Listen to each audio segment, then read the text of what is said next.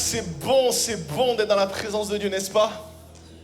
Bonjour à tous, pour ceux qui ne me connaissent pas, je m'appelle Jonathan Valbon, c'est une joie pour moi d'être ici avec vous, c'est juste extraordinaire, je me sens à la maison ce matin, je ne sais pas pour vous, combien ont ce sentiment de faire partie de la famille de Dieu? Il y a des gens, vous venez de divers espaces, de divers endroits, et je crois de tout mon cœur que Dieu a quelque chose pour toi en ce week-end. Tourne-toi vers ton voisin et dis-lui, Dieu va te parler durant ce week-end. Dites ça à quelqu'un à côté de vous.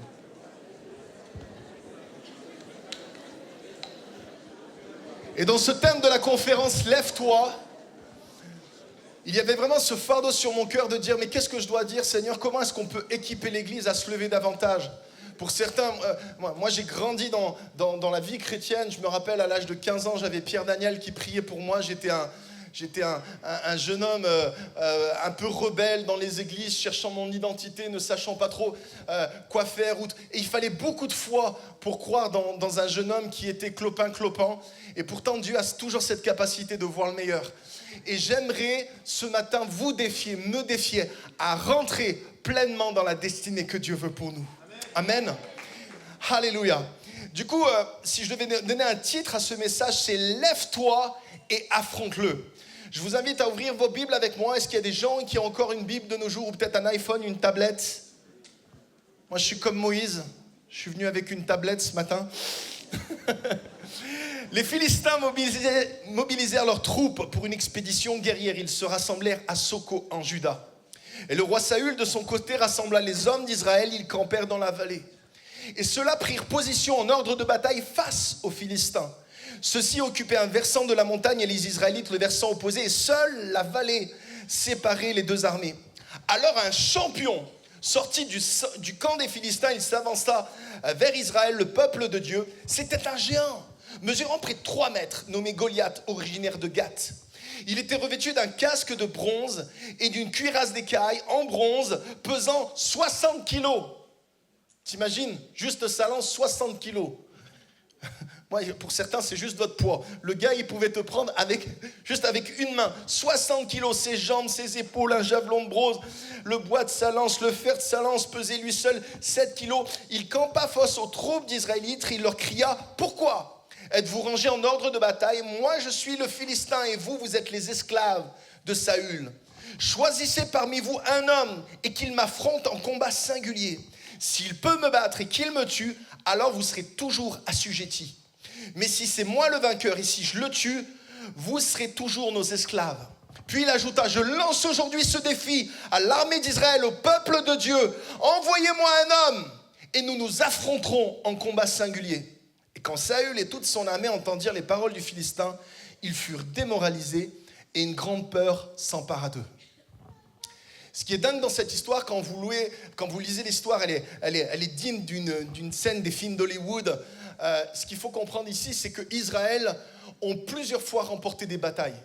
Et à chaque fois, Israël a une culture de dire, voilà, on est fort parce que Dieu va être avec nous. En fait, c'était très simple. Il fallait bien s'assurer de faire le sacrifice, de faire venir le prophète. Et là, Dieu, il disait, allez-y, c'est bon, je suis... Et puis, ils combattaient ensemble et l'Éternel nous donnait victoire. Mais là, pour la première fois, c'est comme si l'ennemi, Satan, prend une stratégie différente. Et il dit, plutôt que vous m'affrontiez en foule, choisissez-moi simplement une personne. Un individu. Et c'est l'image de l'église où parfois on est bien ensemble, on aime la présence de Dieu, on aime entendre, on est capable de faire des grandes choses, on est dans la masse, sauf que il y a cette réalité-là, c'est que Satan à un moment donné va venir chercher ta vie à toi personnellement. Il n'est pas l'histoire des autres et j'aime l'église, j'aime les autres, mais il y a cette dimension-là où il faut que tu affrontes face à face l'ennemi de ton âme. Il y a une guerre spirituelle parfois qui fait rage. Et nous côtoyons de plus en plus cette guerre partout autour de nous. Et le combat se gagne dans le lieu secret.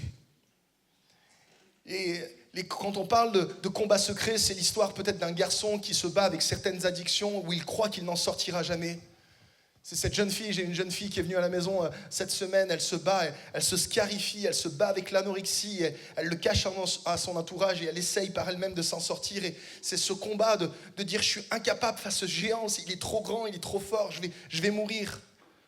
C'est cette personne qui est peut-être ici ce matin dans cette salle, où il y a quelque chose qui vient sur ta santé, tu commences à avoir peur et tu te poses la question, est-ce que c'est fini? Et je parle à quelqu'un ce matin. Est-ce que c'est fini? Est-ce que ça va s'empirer?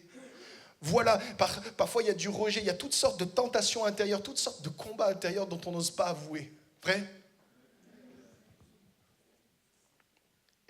Parfois on se sent tellement incapable.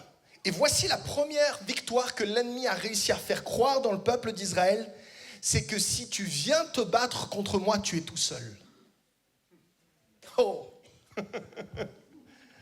Une des pires erreurs de toute l'armée d'Israël, c'est que personne n'a rentré Dieu dans son combat. Ils pensaient que Dieu était ensemble, en foule, mais pas avec eux individuellement. Ensemble, l'armée de Dieu était capable de pousser un cri de joie. Ah, alléluia. Tu sais, ils étaient forts ensemble, sauf qu'il y a un Mishtopelo, il appelle quelqu'un un seul. Personne ne veut se battre. Voici mon premier point, un combat secret pour une victoire publique. David rentre en scène alors que presque il n'a même pas voulu. Quand vous lisez l'histoire, elle est incroyable. Son père, il lui envoie juste livrer quelques pizzas pour ses frangins sur le champ de bataille. Il vient comme ça et puis tout d'un coup, il surprend le géant. Il dit, mais c'est qui ce gars? Mais c'est qui? Et vraiment tout petit, 15 ans, 16 ans. Mais c'est de Dieu que tu es en train de parler. Et David, il était, mais laissez-moi pousser. Tu sais, il y a quelqu'un qui le retenait. Enlève ta main, je vais y aller, je vais aller le... Vous vous rendez compte? Et je le lis ensemble, David lui dit, puis on essaye de le retenir, etc. Puis à un moment, on l'amène devant le roi et 16, 17 ans, il dit que personne ne perde courage à cause de ce Philistin.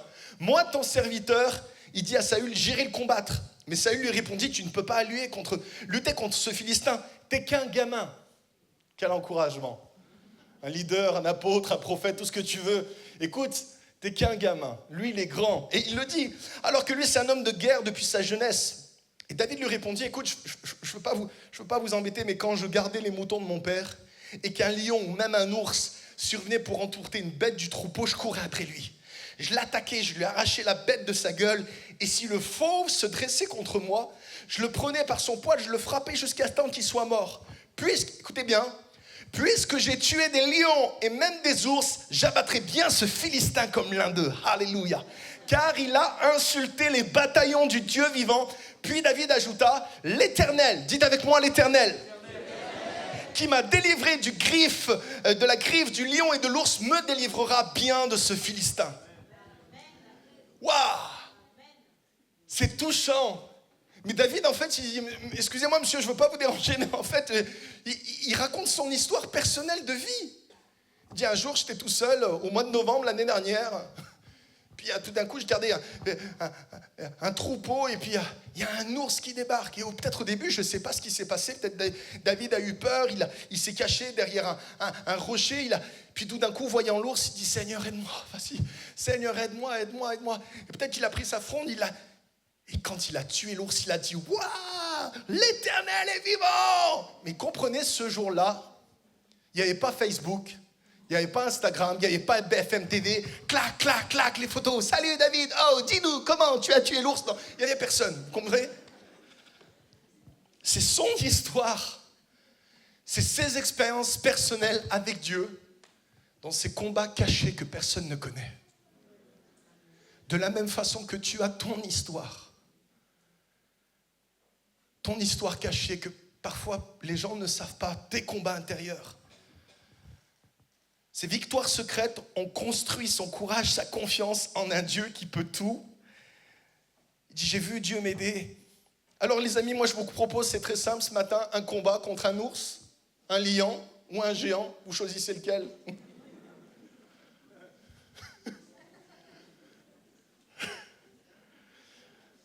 Un ours, un lion, c'était un miracle en soi. Mais comprenez cette pensée, c'est que pour David, c'était la suite d'un combat logique. Allô?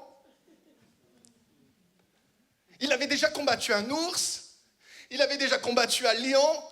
Quand il a vu un géant, qu'est-ce que tu crois qu'il s'est dit? Mais il a dit, mais toi tu vas subir le même sort. Toute l'armée d'Israël était là, apeurée, en disant, mon Dieu, oh, il est grand, regarde-le, il est grand, regarde le poids de sa lance, il est grand, il va tous nous tuer. David disait, waouh, il est grand, je peux pas le louper. Tout est une question de perspective.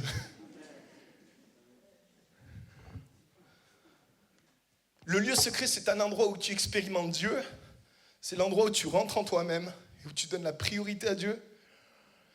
Il n'y a personne pour t'applaudir, personne pour te critiquer. C'est un endroit où Dieu vient, il te connaît, il te scanne. Et parfois, quand je vois une jeune fille dans mon église qui s'éloigne de Dieu parce qu'elle ne se sent pas aimée, elle a besoin d'être prise dans ses bras par un garçon, je ne sais pas, et qui s'éloigne et je la vois se perdre, etc. Et la question que je me pose, parfois nous nous égarons tous de cette façon. Et la question que je pose, c'est à quand remonte la dernière fois où tu étais dans ce lieu secret, où tu t'es laissé prendre par les bras de Dieu ton Père.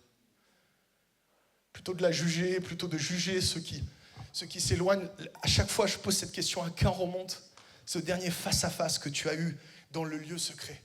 Tu as besoin de gagner des victoires dans le lieu secret, dans cet endroit que personne ne connaît dans ta vie. Et Dieu va te montrer combien il agit dans des petites choses qui peut-être pour les autres sont insignifiantes, mais pour toi c'est important.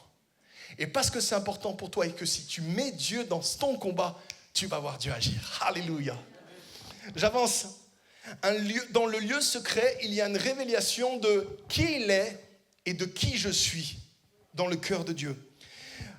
L'Éternel dit à Samuel, quand cesseras-tu de pleurer sur Saül, je l'ai rejeté, afin qu'il ne règne plus sur Israël. Remplis ta corne d'huile et va, je t'enverrai chez Isaïe. J'ai vu parmi ses fils un homme que je désire pour roi.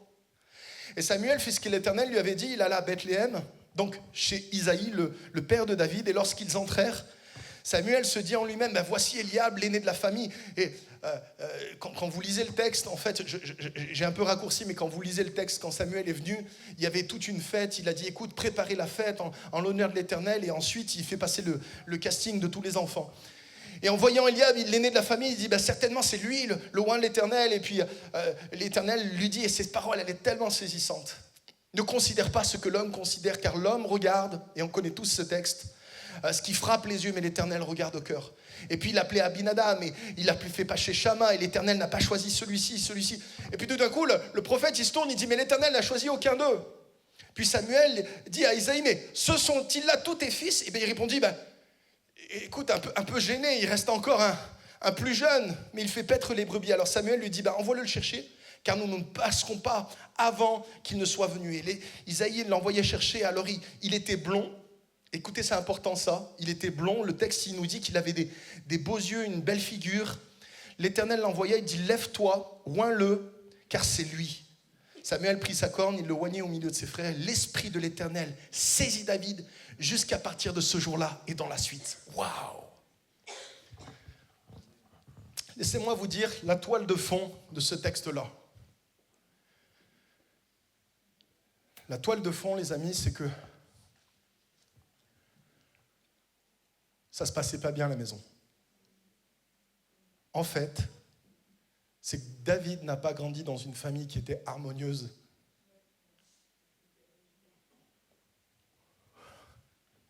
Les amis, vous vous êtes jamais posé la question, comment est-ce que c'est possible qu'un père oublie son fils dans un des moments les plus importants de la famille? Samuel, c'était un Jude, c'était une star à temps plein dans le royaume d'Israël. C'est comme si le Premier ministre ou Macron qui débarque chez toi, peut-être qu'il y en a qui ne voudraient pas Macron, je ne rentre pas dans l'histoire, mais c'est un moment tellement important et personne ne va chercher David. Papa, quelqu'un va voir Isaïe. Papa, la fête, elle a commencé. Non, mais t'inquiète pas, mon garçon, t'inquiète pas, les meilleurs sont là. On peut penser que c'était un oubli, que ce n'était pas fait exprès. Mais j'aimerais vous proposer une autre histoire, une autre lecture. Comment un père digne de ce nom pourrait oublier un fils dans un moment aussi important? J'aimerais vous proposer l'idée que Ésaïe n'a pas oublié son fils, mais il voulait le cacher. Et dans un des moments les plus sombres et les plus noirs de David, quand David a péché, vous vous rappelez, avec Bathsheba, on a surpris dans un psaume quelque chose qui est intéressant. La prochaine slide. Voici ce qu'il dit. il dit, voici, je suis né dans l'iniquité, et ma mère m'a conçu dans le péché. Regardez-moi par ici. Certains commentateurs bibliques pensent qu'en fait, David était né d'une relation adultérine. Soit c'était Ésaïe qui l'avait adopté, soit c'était une erreur de parcours à un moment donné avec une autre femme. Mais la réalité est celle-ci, et c'est David qui le dit, j'invente rien. Il dit, je suis né dans le péché. Et en fait, tu comprends mieux quand il dit, oui, il avait une belle figure. Et dans le texte biblique, c'est assez intéressant. J'ai parlé avec des gens un peu plus savants que moi. Ils disent, il y a quelque chose quand on décrit son visage, c'est comme s'il n'est pas pareil que les autres de sa famille. Pourquoi est-ce que je vous dis tout ça ? C'est que parfois, on n'a peut-être pas l'arrière-plan. On n'a pas la grande famille. On n'a pas les prédispositions morales derrière nous. On n'a pas l'endroit. On n'est pas de la famille Kardashian. Est-ce que vous me suivez ? Je ne suis pas d'une famille de grands pasteurs. Moi, je ne suis rien. Moi, il n'y a rien dans ma famille. J'ai pas une grande histoire qui me prédispose à. Il y a une honte, il y a un passé douloureux, il y a quelque chose que l'on cache. Il y a des trucs dans la famille qu'on n'en a jamais parlé. On ne dit jamais. Est-ce que ça parle à quelqu'un ce matin ? Il y a des trucs qu'on n'a jamais dit, je les ai découverts plus tard. Mais la réalité, les amis, c'est que Dieu n'a pas honte de nos péchés. C'est lui qui nous justifie. Alors que ça allait mal à la maison, alors qu'il était rejeté, en fait, il s'est réfugié dans sa relation avec Dieu.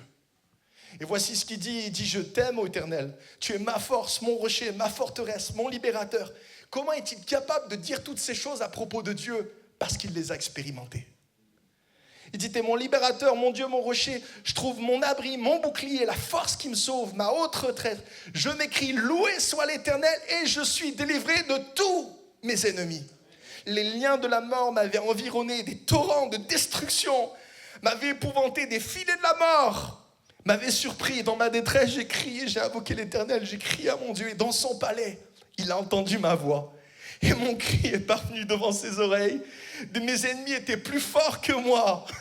Il m'avait même surpris au jour de ma détresse. Mais l'Éternel fut mon appui. Il m'a sauvé, il m'a mis au large.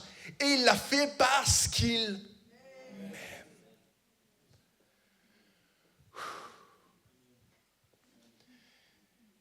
Mes amis, vous savez quoi ? Une des forces un des combats spirituels les plus forts parfois qu'on a dans notre vie, c'est que Satan ne vient pas te faire douter de l'existence de Dieu, mais il vient te faire douter parfois de la bonté de Dieu.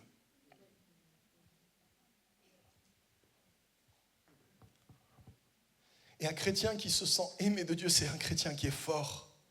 David sait avant tout qui était son Père céleste. Et avec ça, il pouvait affronter n'importe quel combat. J'avance rapidement. La foi, troisième point, entraîne toujours deux réactions. La foi ou la propagation. Dites avec moi la foi et la... Non, excuse-moi, merci. L'opposition, tu ne suivais pas. L'opposition et la propagation. En fait, David demanda aux hommes qui se tenaient autour de lui, et tu sais, quand vous connaissez le texte, mais pour ceux qui ne le savent pas, laissez-moi vous le paraphraser. Alors que David veut aller combattre le géant, il y a des rumeurs, il y a toutes sortes de discussions qu'il y a dans l'armée, et puis les soldats se disent les uns aux autres, ils disent ouais mais c'est extraordinaire, si quelqu'un bat et tue le géant, il y aura tellement de choses. Et puis David est surpris et il discute et dit, David demande aux hommes qui se tenaient autour de lui, qu'est-ce qu'on en donnera à celui qui abattra ce Philistin, ce géant, et qui lavera du peuple d'Israël la honte qu'il lui infligeait? Qui est donc cet incirconcis de Philistin pour oser insulter les bataillons du Dieu vivant? Puis on répéta à David ce qu'on avait promis là, comme récompense à celui qui tuerait ce géant. Alors lorsque son frère Eliab l'entendit discuter avec les soldats, il se mit en colère et il lui dit, que viens-tu faire ici? À qui as-tu laissé les moutons dans la steppe? Je te connais bien, moi, espèce de petit prétentieux. Je sais quelle mauvaise intention tu as dans ton cœur. Tu n'es venu voir ici que la bataille. Et David lui répondit, hey, qu'est-ce que j'ai fait de mal? Est-ce que j'ai plus le droit de parler maintenant? Puis il tourna le dos à son frère, il alla se renseigner auprès d'un autre soldat et on lui fait la même réponse que la première fois. Ce qui est extraordinaire, c'est que David, Il est venu au début, le combat s'est pas fait tout de suite, il vient presque incognito ramener un petit peu de nourriture à ses frangins, il voit là et puis il est surpris, il dit écoute je vais aller me battre, puis à un moment donné on lui dit non, il a une discussion avec Saül et il y a un peu ce va-et-vient et puis ils sont dans l'attente, ils savent pas trop quoi faire, est-ce que c'est le bon cheval, un gamin de 17 ans, est-ce que vous croyez vraiment qu'on devrait miser sur lui? Et puis il y a son frangin qui vient et qui lui dit mais espèce de petit prétentieux. Les amis, quand vous allez vouloir faire des grandes choses pour Dieu, quand vous allez vouloir vous lever et combattre un géant avec foi et peut-être témérité, la réalité, c'est que vous allez rencontrer de l'opposition. Et parfois, ça peut même arriver dans l'église. Bon, je trouvais le message bien, je vais continuer. Parfois, ça peut arriver dans l'église. Petit prétentieux. C'est ta chair, c'est ton orgueil.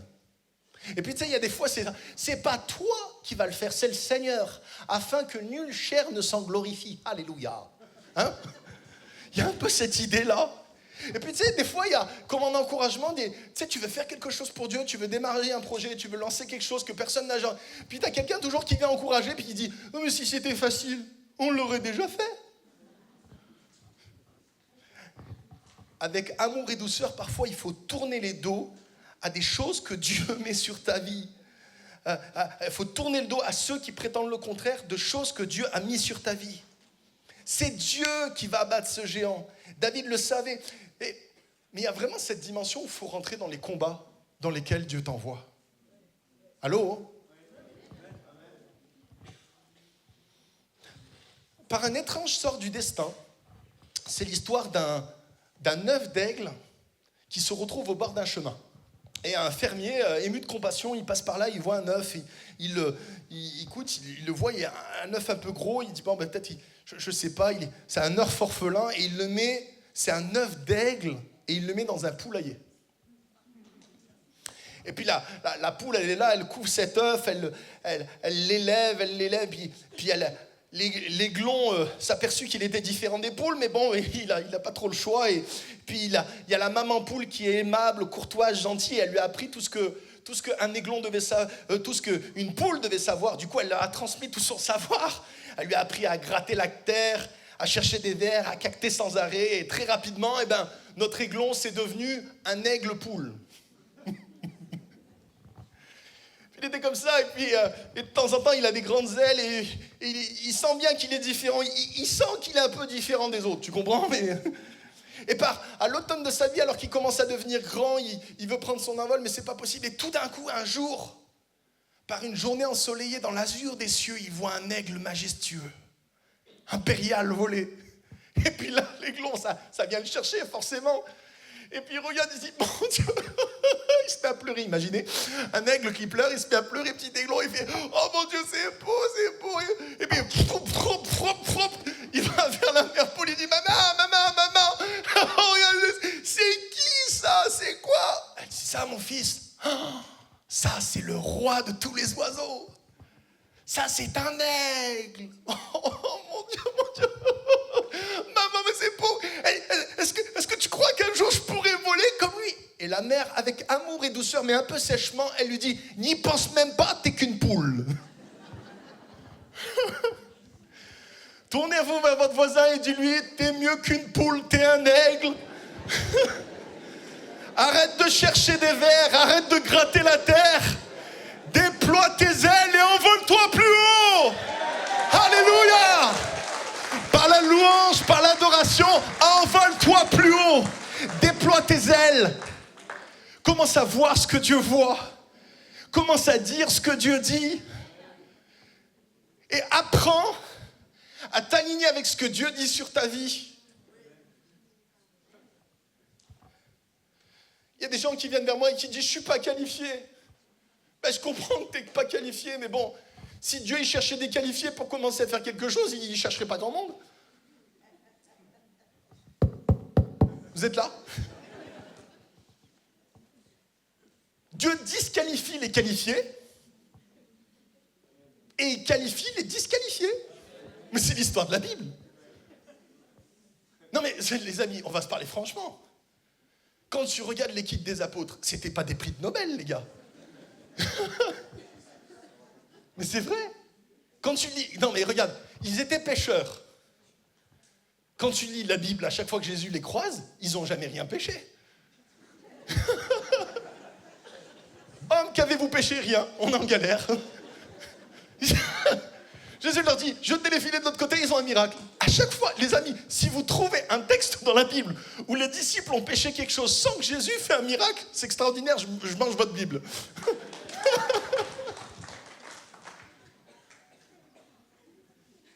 Mais c'est vrai.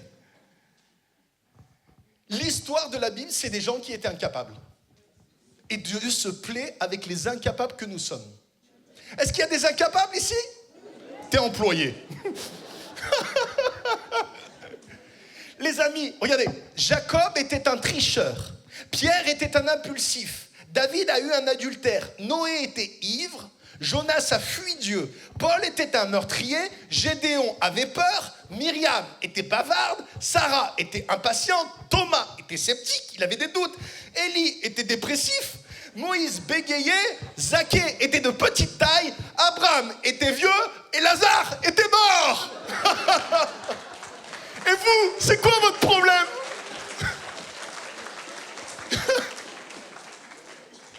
Non mais les amis, à un moment donné, il faut qu'on se mette d'accord.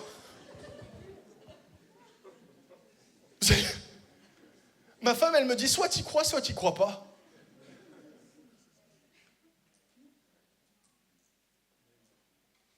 Ça vous choque pas, ça vous trouble pas de lire la Bible, de lire ce livre-là? Vous dites, ouais, c'est merveilleux, mais on voit si peu de miracles.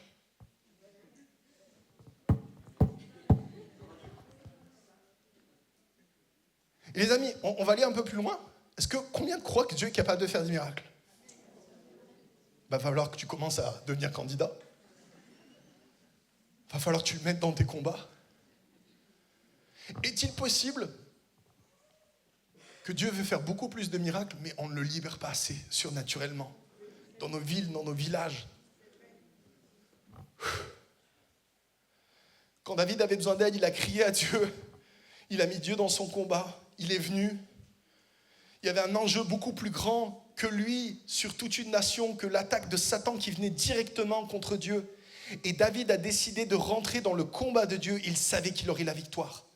J'aimerais vous dire que Dieu t'appelle individuellement, chaque personne. Je suis venu ici avec un message de la part de Dieu et je cherche une personne ici pour que tu prennes courage dans ce Dieu qui peut tout et que tu rentres Dieu dans ton combat personnel. Lève-toi. Goliath dira, s'il m'arrive de me tuer, nous serons vos esclaves. Il dira, et David il répondra, mais tu marches avec l'épée, avec les lances, tu marches avec toutes tes armes humaines, mais moi je marche au nom de l'Éternel que tu as insulté. Aujourd'hui même, l'Éternel me donnera la victoire sur toi. Toute la terre, tout le monde saura qu'il y a un Dieu et que ce ni par l'épée, ni par la lance que l'Éternel délivre. Alléluia. Vous savez ce qui est dingue dans cette histoire? C'est que je crois que l'Éternel aurait pu oindre n'importe quel pimpin qui se serait avancé. Parce que c'était Satan directement qui venait insulter Dieu. C'était un combat spirituel. Vous me suivez? David aurait pu le louper, il aurait pu tirer une pierre à côté que Dieu il l'aurait envoyé dans la tête de Goliath. Est-ce que vous me suivez? Mais il y a cette dimension où personne n'a appris à rentrer Dieu dans son combat personnel. Et David a fait la différence parce qu'il a dit, je sais qui est Dieu pour moi.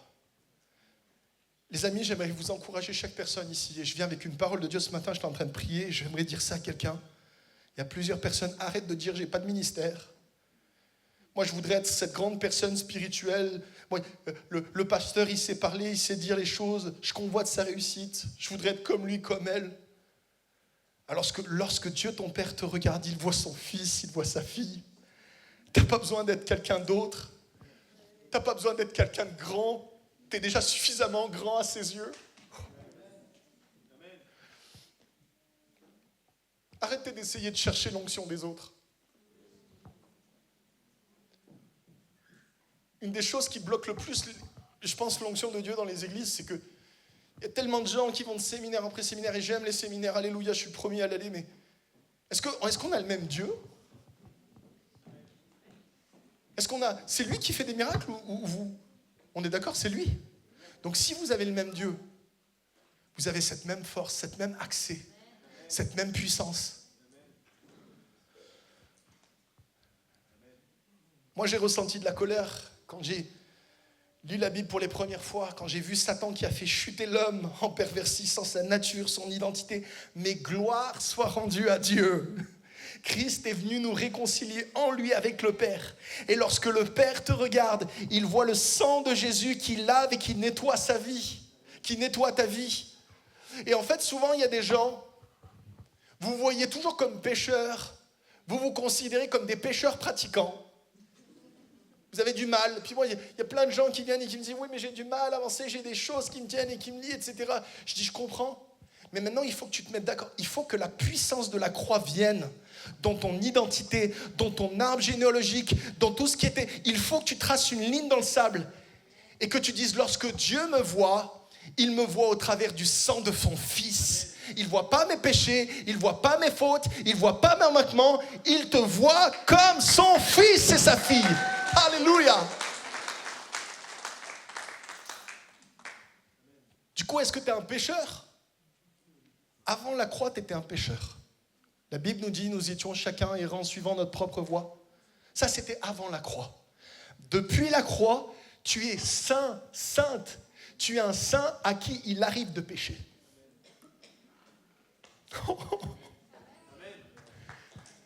Tu es un saint à qui il arrive de pécher. C'est pas ton identité d'être pécheur.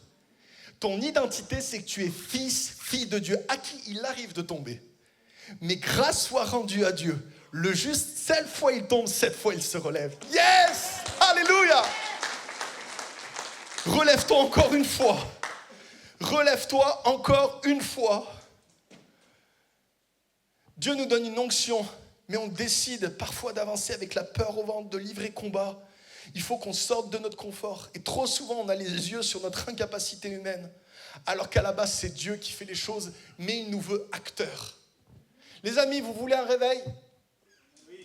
Oui. Eh bien, il faut des réveillés. Voilà. La grande histoire. Vous la réveillez? Ça y est, il a sonné. Réveille-toi.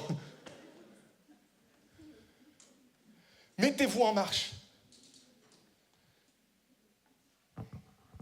Il y a de l'opposition et il y a, dernier point, de la propagation. Ce que David dit se propagea et rapidement parvint jusqu'aux oreilles de Saül qui aussitôt le fit venir.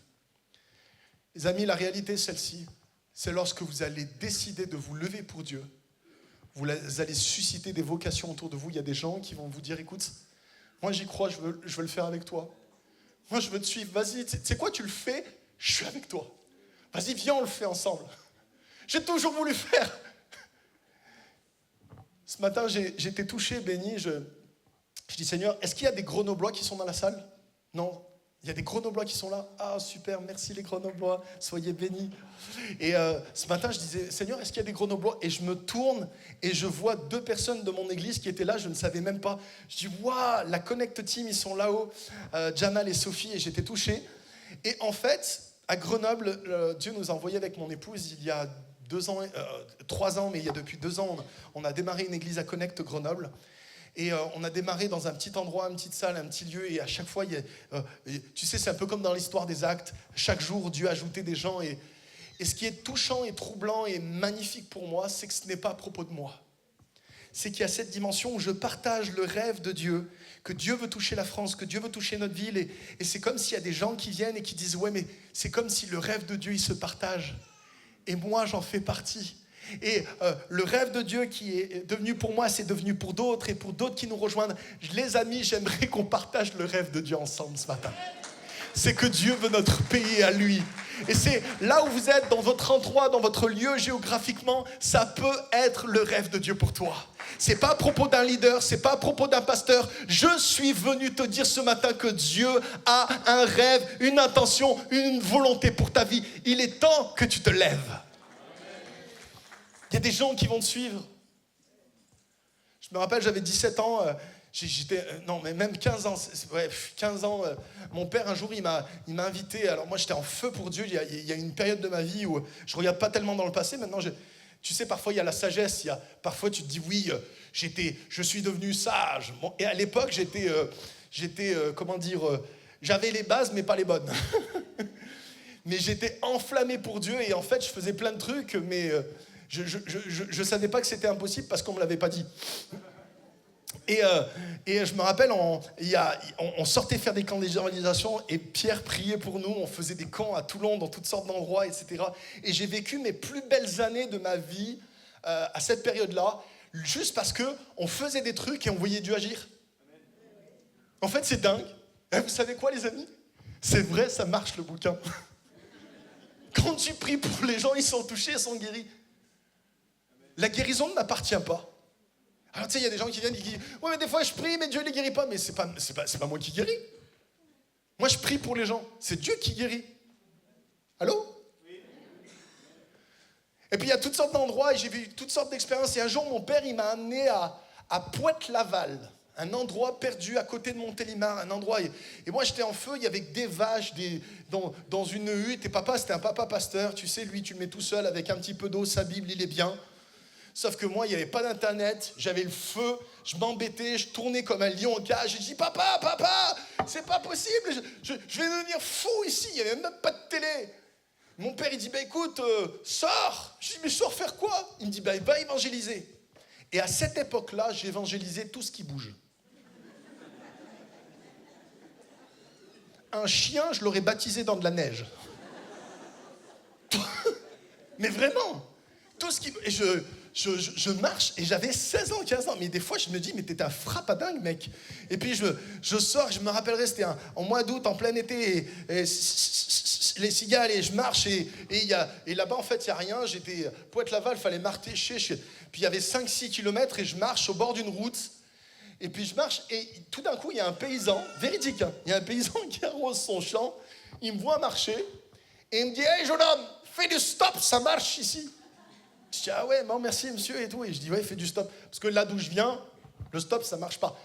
Ah, pardon, peut-être ça marche plus, mais il y a quelques années, il y a 20 ans, ça marchait le stop. Avant que se passe tout ce qui se passe dans notre société. Mais à l'époque, tu t'arrêtais, vrai ou pas vrai? Ceux de moins de 40 ans, vous comprenez de quoi je parle? Ceux de plus de 40 ans, pardon. Je suis fatigué, j'ai besoin d'un peu d'eau. Et... je dis, ok, écoute, ouais, vas-y pour le stop. Et je me mets à côté, et c'est vrai. Tu sais, dans des endroits un petit peu, c'est la campagne, les gens sont solidaires. Et je mets un pouce, tout de suite, une bagnole s'arrête. Je dis, ah, c'est extraordinaire. Et là, je monte dans la voiture et j'ai 5 minutes pour aller jusqu'au visage. En 5 minutes, il faut que tu prêches. Et puis là, la personne me dit bonjour et tout, jeune homme, ça va bien et tout. Qu'est-ce que vous faites? Et puis je dis, écoutez, moi je suis, voilà, mon père il est pasteur, je viens ici. Et puis, ah, votre père il est pasteur, c'est extraordinaire. Oui, et puis je suis croyant et tout, et je crois que Dieu est, oui, moi j'ai eu ça. Puis, madame, vous savez quoi? Dieu il peut changer votre vie. Ah bon, mais c'est faux ce que vous me dites, etc. Non, mais madame, c'est vrai. Vous savez quoi? Et puis j'arrive juste avant, oh merci mon Dieu, merci jeune homme, ça m'a touché ce que vous me dites. Madame, est-ce que je peux prier pour vous? Oh, écoutez, oui, si vous voulez. Je me mets à prier pour la dame. Et je sors, et 5 minutes. 5 minutes, peut-être 10 minutes, j'en sais rien. Elle m'amène devant le village, je sors et je faisais waouh, Seigneur, c'était trop bon, j'ai prié pour cette dame, elle est touchée, c'est fou. Oh, c'est trop bon. Seigneur, je recommence. Je me mets de l'autre côté. Et il y a une bagnole qui s'arrête. Et je remonte dedans. Bonjour, jeune homme, qu'est-ce que vous faites ici? Écoutez, là c'est un monsieur, qu'est-ce que vous faites là? Écoutez, je suis là, je suis mon père, il est pasteur. Oh, c'est fou, c'est un pasteur. Et puis tu sais, Dieu, il peut changer votre vie. Ah ouais, tu crois? Mais je peux prier pour vous? Ouais, pourquoi pas? Je sors de la voiture, je fais waouh, c'était trop bon. Je recommence. Et il y a un moment donné, je vois une voiture arriver. Je m'en souviendrai toujours. Il y avait le pare-choc qui se défaisait. En fait, elle était tenue par des autocollants. Il y avait des autocollants qui tenaient le pare-choc. Et il y avait un gars, il avait une crête verte, un toxicomane qui revenait d'une rave party. Les meilleurs. Les pêcheurs, comme Jésus les aime. D'ailleurs, moi, je me sens bien ce matin, entouré de pêcheurs. Je suis comme Jésus. En tout cas... Et il arrive, et je vois la voiture, elle tremblait, et ça faisait « This is a reason for the night ». Oh, night. Et je rentre dedans, vraiment, là, il y avait de la fumée, du haki qu'il fallait découper au couteau pour rentrer dedans. Et je rentre dedans, et, salut mec. Et je lui dis, alors là, il fallait aller rapidement parce que je lui dis, tu sais quoi mec, je connais Jésus. Il me dit, waouh, comment t'as fait pour le rencontrer?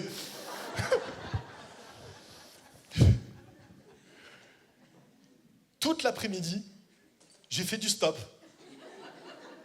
J'ai évangélisé 57 personnes. J'ai fait ça de 14h jusqu'à 18h. Et je suis rentré chez moi le soir. J'étais au bord du village, il fallait que je rentre. C'était ma dernière navette, je suis épuisé, je suis rincé. Je dis, waouh, Seigneur, qu'est-ce que tu as fait d'extraordinaire? Et puis j'étais juste, le cœur reconnaissant, je dis, Seigneur, j'ai... Et en fait, c'est un village, c'est un peu compliqué. Puis on peut penser que c'est compliqué d'évangéliser, etc. Et là, je veux rentrer chez moi et j'ai plus à cœur, j'ai plus à cœur de parler. Et il y a la dernière voiture qui me prend. Et là, je monte dans la voiture et c'était un petit papy dans une petite voiture. Et je monte dedans et et on rentre à la maison. Et là, je suis fatigué, je suis transpirant et je fais waouh, Seigneur, merci. Et là, Dieu me dit, parle-lui. Je dis non, Seigneur, maintenant c'est bon. Je t'en ai ramené 27 au ciel. S'il te plaît, là, c'est ma pause café. Seigneur, il me dit, parle-lui. Je dis non, Seigneur, puis je commençais, bonjour monsieur et tout. Oui, bonjour jeune homme. Voilà, vous êtes là depuis longtemps. Oui, c'est. Et puis je dis, vous savez quoi, voilà, je suis ici avec mon père, je suis chrétien, et puis je parle de l'amour de Dieu comme ça aux gens avec qui je fais de l'autostop. Et il me dit, ah bon? Il me dit, moi aussi, je suis chrétien. Je dis, ah bon, c'est fou, waouh, merci. Ah, merci Seigneur, frère, et tout, etc. Et on continue. Et puis il me dit, mais comment ça se fait que tu fais ça, là? Je dis, je sais pas, je commençais à faire du stop, et puis les gens en sont arrêtés. Ça marche bien, le stop ici dans votre contrée, apparemment.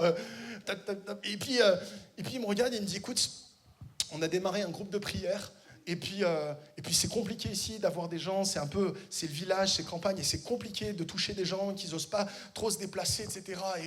Et puis il me regarde comme ça, tap. Et puis à un moment donné, il me pose la question, il me dit, mais dis-moi, t'as parlé de Jésus à combien de personnes? Je dis, j'en sais rien, je vais pas compter. Et tout d'un coup, il s'arrête, il tire le frein à main, il me dit, tu sais quoi, jeune homme, tu me parles, je vais me mettre à faire du stop.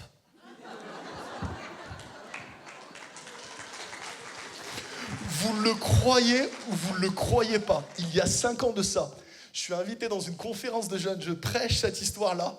À la fin de la réunion, il y a 2 jeunes filles qui viennent, elles sont toutes excitées, elles viennent me voir, elles font « Tu ne croiras jamais !» Je dis « Quoi, qu'est-ce qu'il y a ?» Elle dit « On le connaît, le papy, il fait du stop, il évangélise tout ce qui bouge à Pointe-Laval !»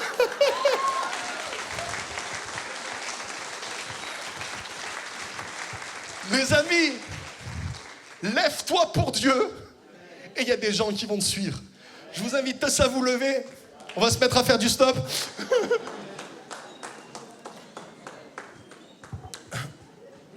J'invite mon ami au piano.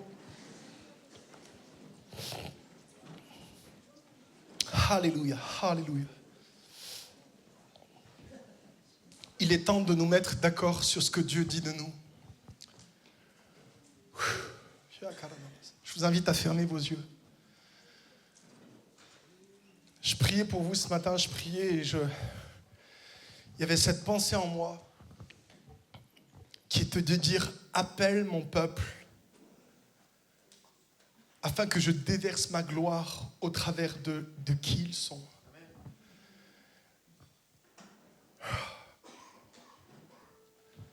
C'est extraordinaire, mais nous renfermons un trésor extraordinaire dans des vases de terre et imparfaits que nous sommes.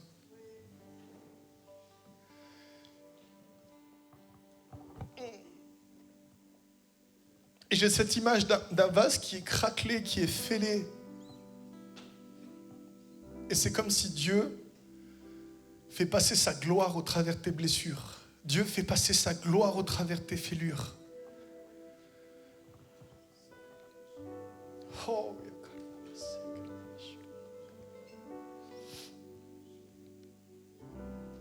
Alléluia. Saint-Esprit, viens, s'il te plaît, fais ton œuvre ici dans ce lieu, Jésus. Alléluia, alléluia. Il est temps de te lever, te dit l'Éternel. Il est temps de te lever. Il est temps de te lever, te dit le Seigneur.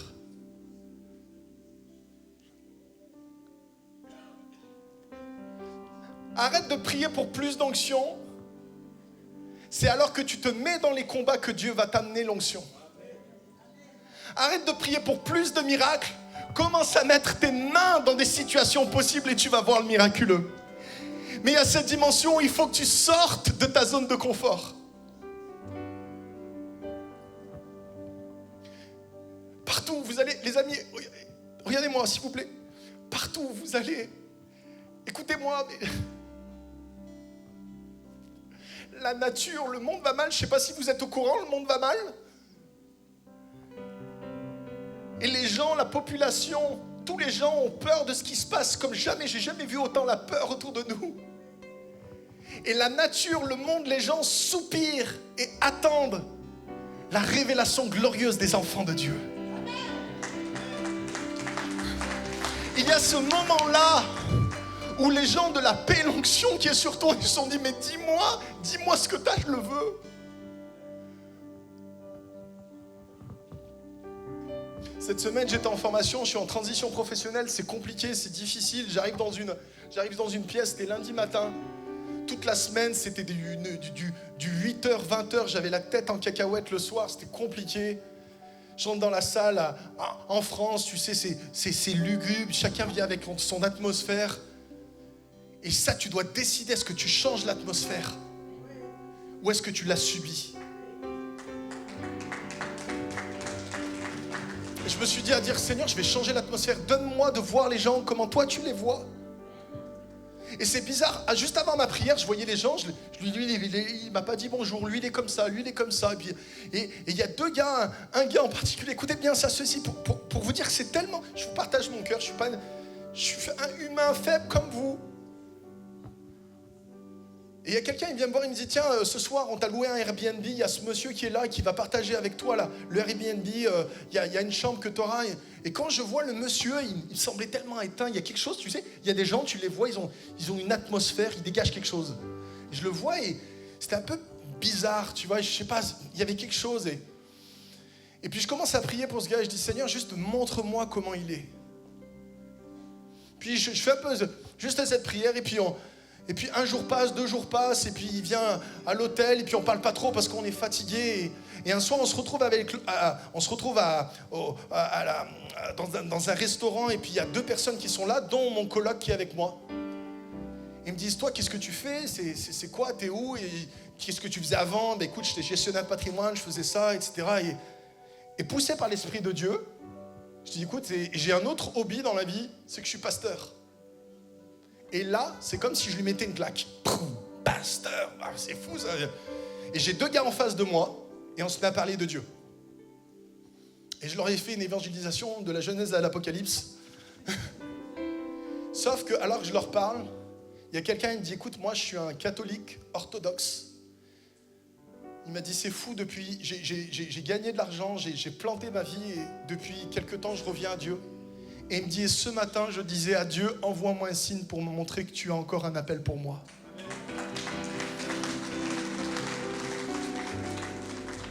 Et mon autre coloc qui était à côté de moi, il me dit, moi je suis un catholique éteint, endormi. Il me dit, parce que j'étais déçu, il me raconte que il a grandi dans un collège catholique, il y avait eu de l'abus, il y avait eu toutes sortes de choses. Il dit, j'ai plus voulu de Dieu, mais dans mon cœur quand même, je vais à l'église. Et puis c'est vrai que les évangéliques, je suis allé dans un culte évangélique, vous avez le feu, vous avez quelque chose et tout. Je lui dis, et puis tout d'un coup, le Seigneur, il me dit, parle-leur. C'est pas une histoire de catholique, pas de catholique, parle à leur âme. Et tout d'un coup, c'est comme si, vous avez déjà vécu ce moment où il y a une bulle autour de toi, il y a le restaurant, les assiettes, il y a tout le monde qui parle, mais il y a un moment divin, et je commence à les regarder dans les yeux, mais je lui dis, écoute, je te parle de toi, de qu'est-ce que Dieu voit dans ta vie. Et Dieu est ton Père, et Dieu, il veut ceci, il veut ce soir, et je réveille en toi l'âme qui est endormie, et maintenant Dieu t'appelle. Et je commence à lui dire ça. Le type, ils se sont mis émus.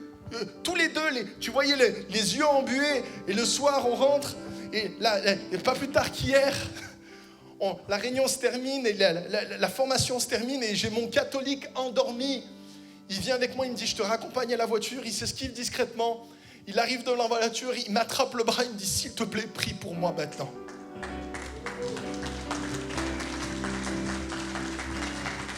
Je suis ici pour libérer les œuvres de Dieu. Quand je suis à l'autel ici, je suis là pour amener la gloire de Dieu. Je suis un fils de Dieu pour révéler la nature de Dieu mon Père. Vous êtes enfants de Dieu. Vous êtes appelés à libérer le surnaturel partout où vous êtes. Et c'est pas réservé à une élite. C'est pas réservé à des autres. C'est réservé à toi. Alors lève-toi maintenant et laisse envahir la gloire de Dieu partout où tu es. J'invite des hommes et des femmes partout dans ce lieu à venir ici. À venir, allez, sortez des rangs. On va passer un temps ici où on va aller chercher l'éternel Dieu des armées qui peut tout. Alléluia. Venez partout dans ce lieu.